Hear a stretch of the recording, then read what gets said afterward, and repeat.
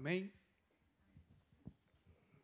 Pelo que, irmãos santos, participantes da vocação celestial, considerai a Jesus Cristo, apóstolo e sumo sacerdote da nossa confissão. Apóstolo como missionário, como enviado. Sumo sacerdote como representante, sendo fiel ao que o constituiu, como também o foi Moisés em toda a sua casa. Porque ele é dito por digno de tanto maior glória do que Moisés, quanto maior honra do que a casa tem aquele que a edificou. Versículo 4. Porque toda a casa é edificada por alguém, mas o que edificou todas as coisas é Deus. E, na verdade, Moisés foi fiel em toda a sua casa, como servo. Olha que interessante, igreja. Moisés como servo, para testemunho das coisas que se haviam de anunciar. Mas Cristo como filho. Moisés como servo, Cristo como filho, sobre a sua própria casa, a qual casa somos nós, se tão somente conservamos firme a confiança e a glória da esperança até o fim. Portanto, como diz o Espírito Santo, se ouvirdes hoje a sua voz. Versículo 8. Não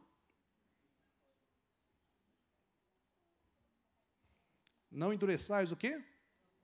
O vosso coração, como na provocação, no dia da tentação no deserto, onde vossos pais me tentaram, me provaram e viram por 40 anos as minhas obras. Por isso me indignei contra essa geração e disse: estes sempre erram em seu coração e não conheceram os meus caminhos. Versículo 11. Assim jurei na minha ira que não entrarão no meu repouso. Vede, irmãos, que nunca haja em qualquer de vós um coração mau e infiel ou descrente para se apartar do Deus vivo. Antes exortai-vos uns aos outros todos os dias durante o tempo em que se chama hoje, para que nenhum de vós se endureça pelo engano do pecado. Porque nos tornamos participantes de Cristo, se retivermos firmemente o princípio da nossa confiança até o fim. Enquanto se diz hoje, se ouvirdes o quê? Não o quê? O vosso coração, como na provocação. Porque havendo-se alguns ouvidos e provocaram, mas não todos os que saíram do Egito por meio de Moisés. Mas com que quem se indignou por 40 anos? Não foi porventura com os que pecaram, cujos corpos caíram no deserto? E a quem jurou quem não entraria no seu repouso, senão os que foram desobedientes? Versículo 19, último versículo, diz: e vemos o quê? Que não puderam, obrigado, não puderam entrar por causa da sua incredulidade.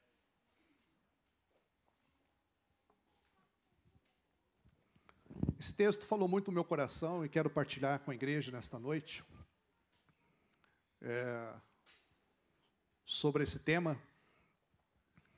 E eu sei que a celebração da Páscoa pode ser comemorada por todas as gerações como ordenança eterna.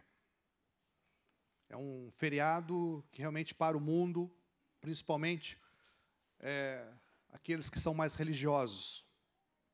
E quando os filhos perguntarem o que quer dizer essa cerimônia, os pais podem responder-lhes sobre a proteção e o livramento que Deus trouxe para Israel e a salvação dos pecados que Ele traz para todos por meio de Jesus. Isso é Páscoa para nós. Cristo, portanto, ele veio e trouxe um sentido mais real para nós. Portanto, o tema Cristo é superior a Moisés faz todo o sentido. Eu estive a estudar sobre Moisés essa semana e é fantástico estudar sobre Moisés. Moisés, um homem, ele foi um grande líder, paciente, consistente, teve discernimento, orou, mostrou-se tenaz e confiável. Isso foi Moisés. Mas também teve uma falha no seu caráter lá atrás, matou um homem, né? Teve as suas falhas, os seus erros, mas Moisés foi um líder brilhante. Deus realmente chamou Moisés para uma grande missão, para uma grande obra, algo extraordinário. Liderou com firmeza, só não tinha que uma boa comunicação, que também ninguém é perfeito. Mas Deus colocou quem ao lado de Moisés? Arão, muito bem. Ele foi um verdadeiro referencial para a cultura judaica, e é até hoje, e para todas as gerações futuras. O conceito judaico, para o conceito judaico, Moisés, sem dúvida, é um homem muito especial. Não somente no conceito judaico, na Torá, tem lá Moisés. Você vai na Bíblia, aí na tua Bíblia, tem Moisés. Até mesmo no Alcorão, tem Moisés. Nas grandes religiões, fala-se muito desse homem, porque foi um homem que teve o privilégio, teve a satisfação de andar com Deus, de ouvir a voz de Deus, de ter essa comunhão com Deus. Repito, Moisés andou com Deus, ouviu o Senhor, teve um relacionamento de perto com Deus, teve uma comunhão com Deus. Foi guiado por Deus para libertar o povo da escravidão do Egito e conduziu pelo deserto à terra prometida. Pensa comigo como foi um desafio enorme para Moisés. Diante de tanto sofrimento, angústia, o clamor daquele povo subiu ao Senhor, até ao Senhor, quando o Senhor escolheu Moisés para realizar essa grande missão. Agora, ao ler Hebreus, eu vejo que o autor ou o escritor da carta aos Hebreus, ele foi dotado de uma sabedoria extraordinária. Vejamos o desafio, como ele poderia tirar Moisés do coração de um povo que tradicionalmente o admirava para colocar um Jesus que estava a começar, que estava a surgir. Esse foi o desafio do escritor de Hebreus. Tirar Moisés de um coração de um povo para apontar Jesus. Não foi fácil. Portanto, a Bíblia diz, em Hebreus capítulo 3, no versículo 2, aí está na tua Bíblia, leia aí por gentileza, sendo fiel ao que o constituiu, como também o foi Moisés em toda a sua casa. Em outras versões, diz assim, considerai. De repente está aí no versículo, tem essa tradução na sua Bíblia? Dizendo considerai. Tem alguém que tem essa tradução? Não tem? Considerai. E ele escreveu considerai. Agora, ao ler capítulo 1, capítulo 2, você vai entender que Cristo é superior a todas as coisas. No capítulo 3, aponta que ele é superior a Moisés. No capítulo 1, capítulo 2, aponta que Cristo é superior a todas as coisas. A única forma de ganhar o superior é abrir mão do inferior. Quem não abre mão nunca realmente conhece Jesus. Olha que interessante essa palavra. A única forma de ganhar o superior é abrir mão do inferior. Você está disposto, nesta noite, de abrir mão do inferior, para que o nome de Jesus seja glorificado na tua vida? que nessa Páscoa, realmente o Senhor possa trabalhar fortemente na sua vida. Nessa Páscoa, considere Jesus digno de maior glória do que Moisés, conforme a palavra. No versículo 3, porque ele é dito por digno de tanta maior glória do que Moisés. Moisés era fiel em toda a casa de Deus, como servo, mas Cristo, como filho, é fiel na sua casa. Olha que interessante. Cristo é fiel na sua casa, e essa casa somos nós. Extraordinário. Versículo 5, versículo 6, e na verdade Moisés foi fiel em toda a sua casa como servo. Mas Jesus, sendo filho, foi fiel na sua casa, e essa casa somos nós. Há uma diferença de ter uma identidade de servo e uma identidade de filho. É diferente. Se na cultura judaica há Moisés, na cultura do reino de Deus há Cristo na casa. Pense nessa palavra. Se lá na cultura judaica tem Moisés, se lá na cultura islâmica tem Moisés, se lá na Torá, no livro sagrado, tem Moisés, eu digo para você nessa noite, na cultura do reino de Deus, tem Cristo e na casa. Ele está aqui conosco. Aleluia. Amém?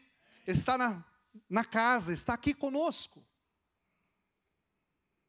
Há pessoas que colocam outros deuses no coração. E podemos chamar isso de idolatria. E tirar o tradicionalismo de dentro do coração de uma pessoa que nasceu em certos costumes é bem difícil. Passa para mim, Rodrigo, por gentileza.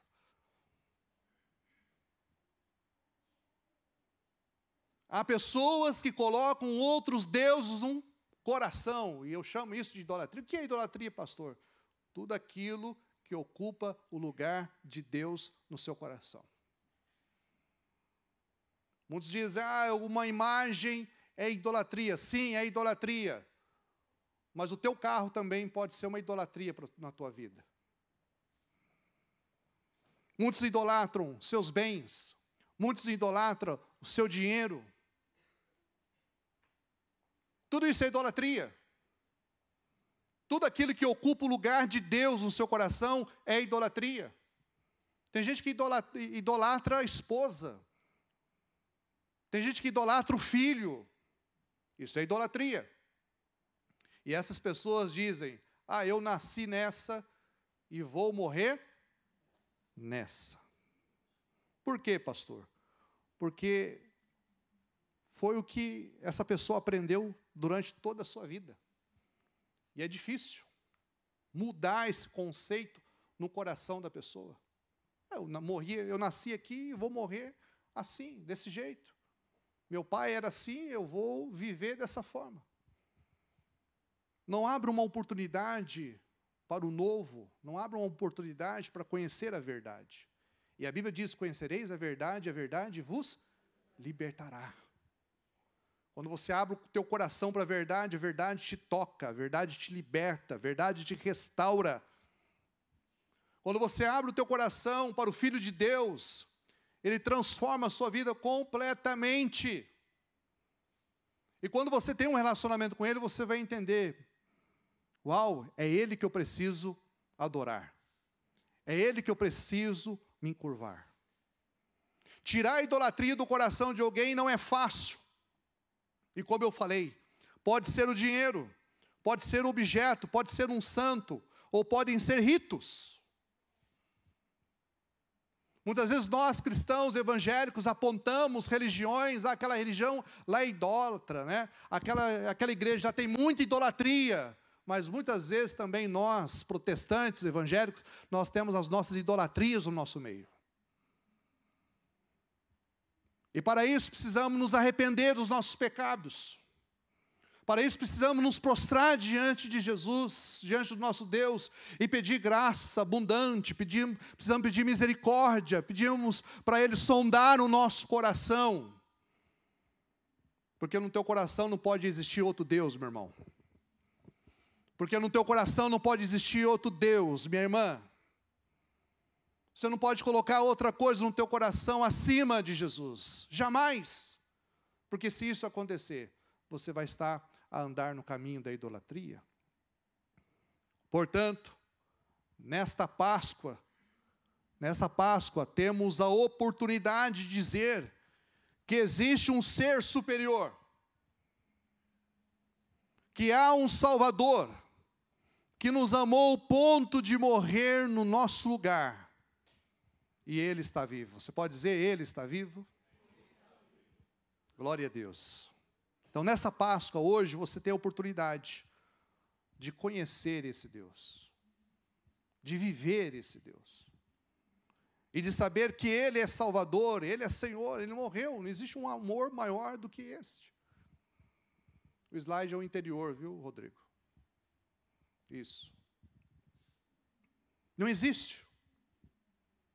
Ao ponto de morrer no nosso lugar, como nós vimos nesse vídeo. O Denis falou assim, pastor, eu posso passar esse vídeo? Esse vídeo é forte. Eu falei, pode. É dessa forma. Ele se sacrificou por você, por mim, por nós. E sabe o que acontece nesses últimos tempos? As pessoas estão vivendo o Evangelho, ou vivendo o cristianismo de qualquer maneira, de qualquer forma. As pessoas deixaram de realmente, de ser um filho de Deus, e passaram a ser religiosos. No céu não tem lugar para religiosos. No céu tem lugar para filhos.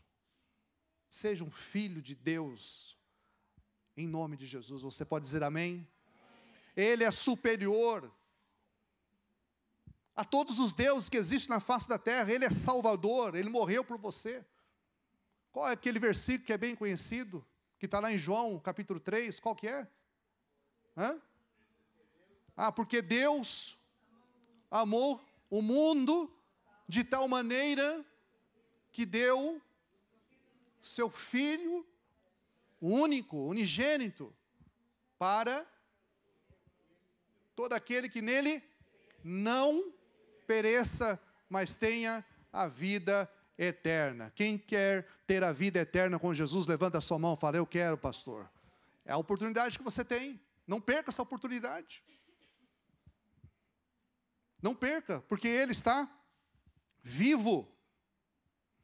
Ainda no contexto da palavra, eu vejo que no versículo 7, no versículo 8, daí sim, Rodrigo, próximo slide, o perigo da incredulidade. O versículo de número 7 diz, portanto, como diz o Espírito Santo, que eu não tenho dúvida que Ele está aqui, eu não tenho dúvida, Ele está aqui no nosso meio, está a falar no teu coração, eu não tenho dúvida.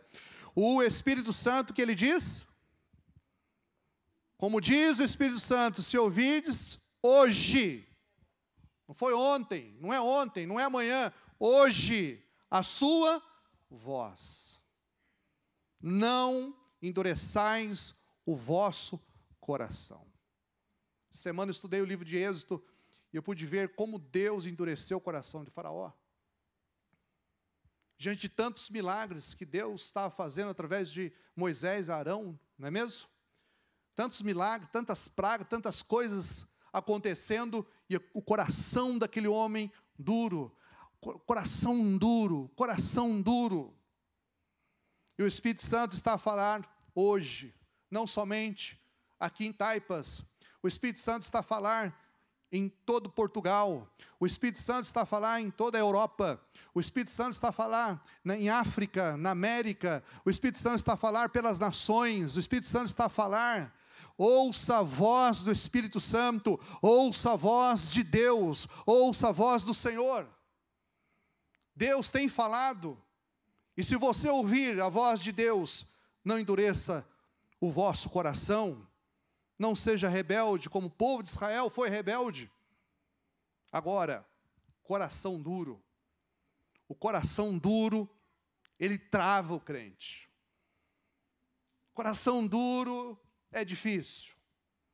A Bíblia diz, coração duro é um coração que não reconhece o caminho do Senhor. Está lá no versículo 10. Por isso me indignei contra essa geração e disse, estes sempre erram em seu coração e não conheceram os meus caminhos. Está aí na tua Bíblia. Coração duro. Estes jamais entrarão no meu descanso. Versículo 11. Coração duro é um coração mau, um coração descrente, um coração infiel. Está aí no versículo 12. Vamos ler juntos? Vede, irmãos, que nunca haja em qualquer de vós um coração mau e infiel, para se apartar do Deus vivo. Esse é o coração duro. Às vezes pregamos a palavra, pregamos o evangelho, o coração continua duro. Eu não posso te salvar, mas estou a pregar, estou a ministrar nesta noite que Jesus, Ele pode te salvar. Eu não posso resgatar a sua alma, mas estou a ministrar aqui nesta noite, com a graça de Deus, dizendo, venha para a luz, venha, abra o teu coração. Até quando eu vou pregar? Até quando você vai ouvir? Até quando você vai continuar com esse teu coração? É difícil pregar isso aqui hoje. Mas eu tenho que pregar. Até quando?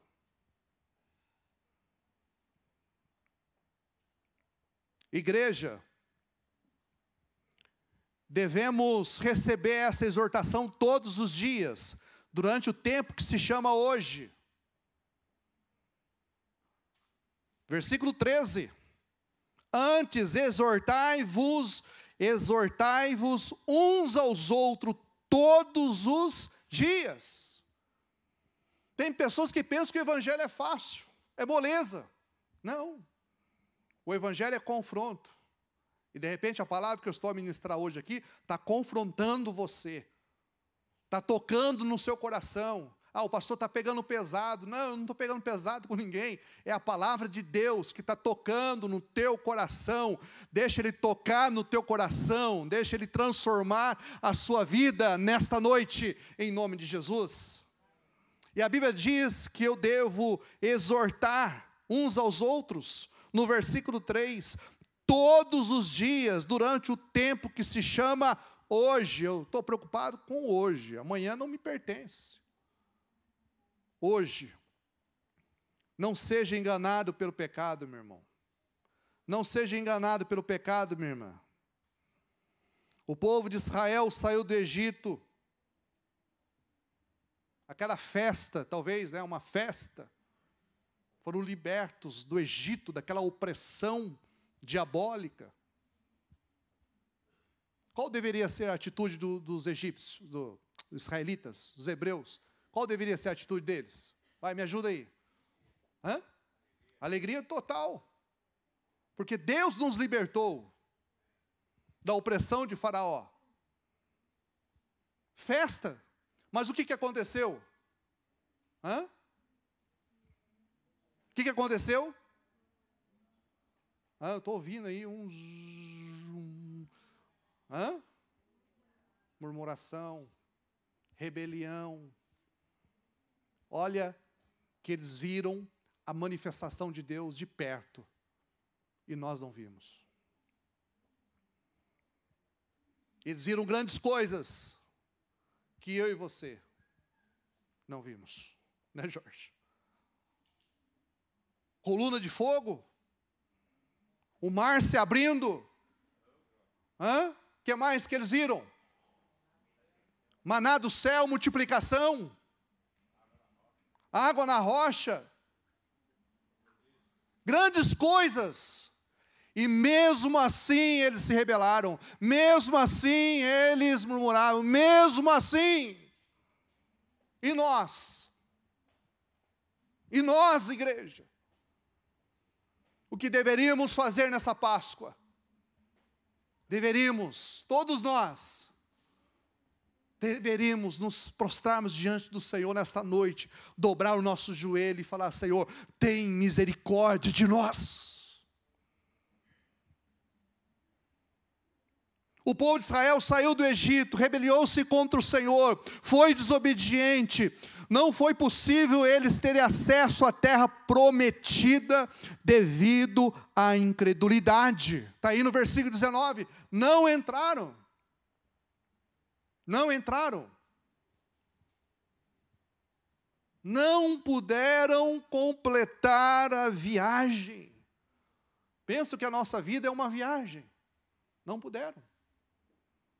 E vemos que não puderam entrar por causa da sua incredulidade. Repete comigo. Repete comigo essa palavra. Não puderam entrar por causa da incredulidade.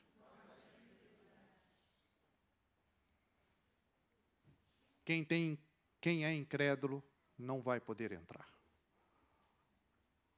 Agora, quem tem fé? Tem fé? Fala: pastor, eu tenho fé, pastor, eu creio, eu vou entrar. Bom, eu vou entrar, eu quero entrar. E você? Quem pode dizer assim, amém? Eu vou entrar, eu vou entrar. Nós vamos entrar pela fé. Não pela sua capacidade, nem minha. É pela fé. É pela graça de Deus. É pela bondade de Deus. Então não perca essa oportunidade, meu irmão. Não perca essa oportunidade, minha irmã. Não puderam completar a viagem por não terem crido de todo o coração nas promessas de Deus. E há uma geração hoje no mundo assim. Não temos hoje o faraó. Nós temos governos que agem como faraó. Nós temos pessoas que clamam a Deus por libertação, mas não é de todo o coração. E Deus quer que seja de todo o coração. Deus quer algo a partir da tua vida, a partir de hoje. E eu quero concluir dizendo: hoje precisamos ter a mesma cautela e os mesmos perigos, passamos pelos mesmos perigos no sentido espiritual. E eu tenho um desafio para ti, vai aparecer no telão aí. Eu tenho um desafio. Você crê? Naquilo que foi apresentado hoje, fantástico. Cada dia mais Deus tem me surpreendido aqui com as equipes, com as pessoas, com as crianças, né? Nunca que eu passava na minha cabeça que a Lara ia cantar, cantou hoje. Meu Deus.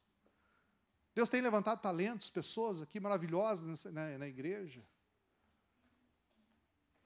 Você ouviu uma pregação aqui de uma forma diferente através desse musical.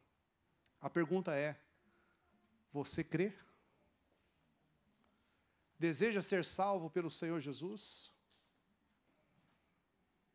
Entregue-se a Jesus ainda hoje. O texto que nós lemos fala hoje. É hoje. Se você quer entregar o teu coração para o Senhor, se manifesta no nome de Jesus. Fala: eu quero, pastor. Eu quero entregar minha vida para Jesus hoje. Eu quero entregar minha vida para o Senhor hoje. Eu quero mais do Senhor hoje. Não quero para amanhã. Quero hoje. Então aproveita essa oportunidade em nome de Jesus. Amém?